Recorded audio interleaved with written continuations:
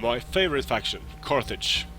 Carthage has a very diverse roster, and while they aren't great at any one particular category, they are pretty decent at most categories. So for the general, we have the standard general's bodyguard, a small cavalry unit with pretty decent stats, but it's pretty small, can be useful in chasing down skirmishers and providing morale support where you need it. If this unit was bigger, it would be pretty damn good, but the charge bonus is very small. Its melee attack is also crappy, so these guys are basically just meat shields for the general. Then you have your Carthaginian noble cavalry, and these guys are kind of problematic to use because of their low melee defense, their low-ish armor, and they have a decent charge bonus but nothing great, so these guys are going to die very quickly to a lot of the cavalry in the game. They're going to die quickly to infantry. Can be worth bringing one or two if you're going up against chariots. It can be useful to have one to stop them. Then we have the African war elephants. Now these guys are medium elephants for some weird reason. And the strange thing about that is that these African elephants are heavy elephants and these guys are medium elephants. So these guys are bigger, they have more hit points, but they are only medium for some reason. So I don't quite see what's going on there. They are standard elephant units with riders that can throw javelins from the Hoda. And if you manage to get these guys into enemy cavalry, enemy backlines, they can cause a lot of damage, but they are vulnerable to missiles. Then we have the mercenaries, the mercenary Iberian swords, and these guys are great units. They have low armor, they throw iron soliferums instead of just regular wooden javelins. So they are very good at taking down enemy heavy armored troops if they get behind them. Also good at shooting at enemy cavalry, but they need to be kept out of any engagements against high quality units. You ideally want to use all their soliferums and then charge them into melee, and then they can do fairly well for themselves, and you can bring 4 of these.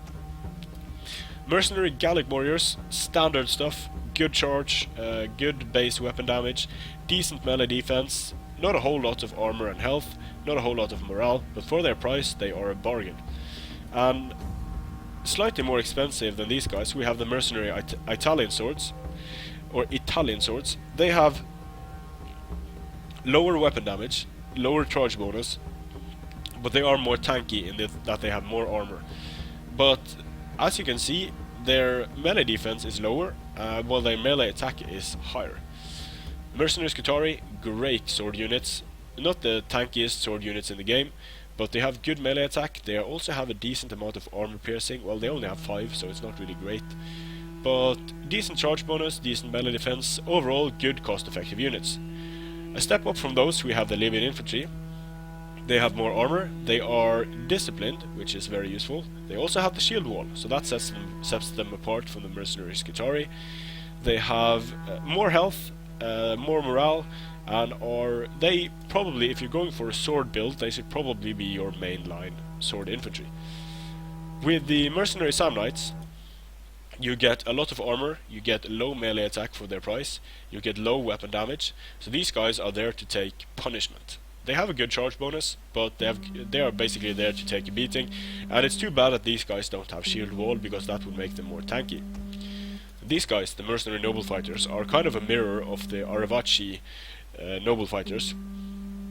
Good melee attack, good weapon damage, amazing charge bonus for being infantry, and good armor, health and morale. They aren't disciplined, they do encourage nearby troops, so they will stay in the fight longer. They have headhunt, but they are just so expensive. Still, bringing one or two of these, you can bring max 2, can be a pretty solid investment if you're up against the right factions. Now with spears, Carthage starts to show its diversity here. You have these guys. They are basically the same unit, but for 30 extra with these guys, you're going to get a massive 25 extra armor, so in most cases that is going to be worth it. Now the late Libyan hoplites, they have good melee attack for their price, for being so cheap. They have pretty terrible weapon damage, but against large they start to shine with a 30 bonus versus large. They also have an okay charge bonus, pretty low melee defense, the armor is high, the health and the morale is okay. They are disciplined, so for being this cheap you really get a bargain with these units if you need to take out enemy cavalry. And with their hoplite shields, their hoplon, they can also take missile fire all day, and they are cheap, so it might be worth just baiting arrows with them. Same with these guys, basically the same unit, but these guys have 5 more armor, so it can be debated whether that is worth the price increase. Very good spear infantry, good to use in phalanx against infantry, good against cavalry, very solid as an infantry corps. And then you have a unit that rarely sees any use, the Sacred Band. It's very expensive for what it does. It does have encourage and expert charge defense, but it will lose to many even cheaper units in the game, especially sword units. Although it is pretty decent on the charge if you're able to get them into hoplite wall. And for pikes, they have good mid-tier pikemen with good melee attack, pretty decent amount of armor, good health and morale. They are disciplined, so if you're going for pikes, these guys can be pretty effective. Standard Libyan javelin men, a bit on the expensive side, to be honest. Then you have the Libyan peltasts, which are a much better unit because of their high armor, their melee defense, decent melee attack. And these guys are very good against elephants, chariots and such, good against cavalry.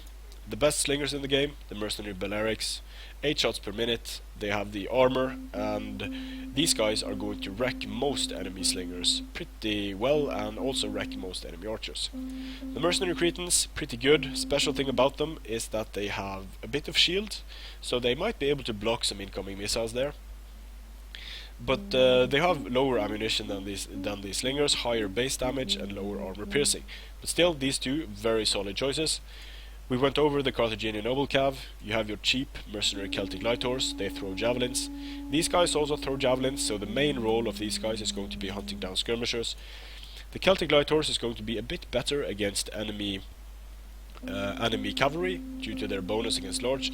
These guys are going to be better against enemy skirmishers due to their higher weapon damage and their pretty damn amazing melee attack. So these guys actually have a very good base damage, and they can be useful when rear charging. But they will die to most units in the game in a prolonged melee. Carthaginian cavalry, the citizen cavalry of Carthage, a bit better, a bit more expensive, and you'll probably see this unit more than any other Carthaginian cavalry unit on the field. You have the mercenary Scutari, and compared to the citizen cavalry, they have more health, less armor, they aren't disciplined, they have the frenzy charge, and they have a bit higher charge bonus and melee defense and melee attack. So they get a bit less use than the Carthaginian cavalry, but they are decent. And the mercenary companions, they used to have a bonus against infantry. They don't anymore, but what they still have is good armor, good health, a decent charge bonus for being melee cavalry, and they have weapon damage of 41 and melee attack of 69. So when we're charging, these guys can tank it out for quite some time, but they are still vulnerable to spears and still vulnerable to enemy melee cavalry. The trademark of the Carthaginian cavalry, the mercenary Numidians, they are light missile cavalry, extremely fast, they have a high rate of fire, high damage potential, they are going to be good against chariots, elephants, cataphracts, high value targets, good when firing at the rear of enemies, and they have a very high morale, so these guys are going to stay in the fight for quite some time, but they are not disciplined. And a step up from those, we have a very interesting unit, the Mercenary Numidian Nobles, with 41 missile damage, 8 shots per minute, a massive melee attack of 65 and a 36 weapon damage, 30 charge bonus. So the only downside to these guys is really their poor shields and their poor armor. But in a rear charging role, these guys can be very effective. You just need to keep them away from fire, enemy cavalry, and then they can be very useful in first using their javelins and then taking down enemy missiles.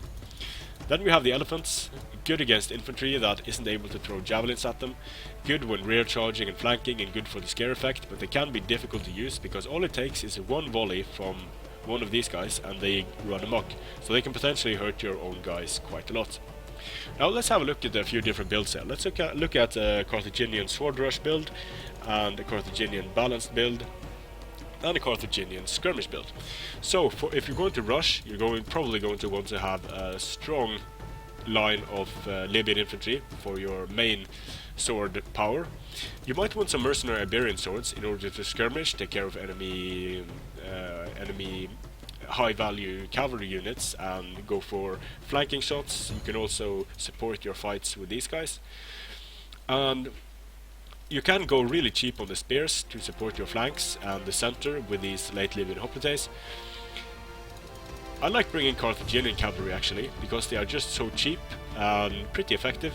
And if you're going to go for some more cavalry power and harassment, you can bring these mercenary Numidians, and then you can bring one of these guys for a bit cheap.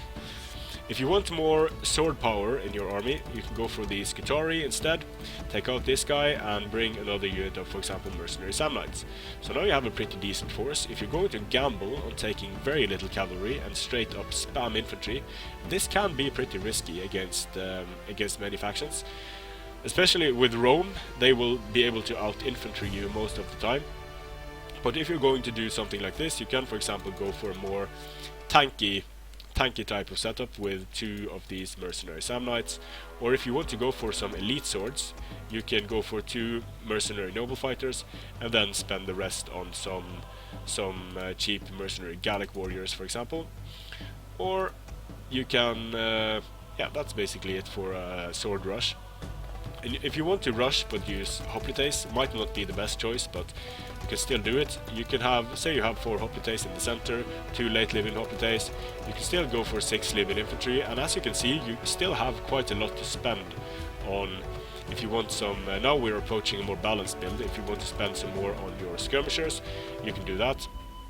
If you want to take out some these guys, since you already have these guys, you can take out those, and you have more to spend on your cavalry, for example. Or if you're going to go for a pike center, you can go for the noble. You can go for 6 pikes. That's a fairly heavy pike center. You can go for some Libyan peltasts, some cavalry to guard the flanks, and some cheap, or not cheap really, but some decent mercenary Numidian cavalry, and some Libyan infantry to hold the flanks. If you want some more of those, you can go for this type of setup. And skirmish Carthage isn't really advised, but it can be done. Then you need some cavalry to take care of enemy skirmishers. You can go for some mercenary Numidian nobles, for example. You can go for your Balearic slingers. Bring some mercenary Iberian swords. And then you can go for Carthaginian hoplites to protect your skirmishers. If you want some swords, you can just bring some late Libyan hoplites, for example, and then bring swords instead of the so you can bring a nice full roster with Carthage. It can be problematic against many factions, but it can be very fun to play with as well. So that's it for Carthage, a very fun faction. It is limited in the amount of good cavalry it has, because the mercenary companions they can be worth it in this patch, but they can be difficult to use as well, and you're also limited in the amount of elites that you can bring.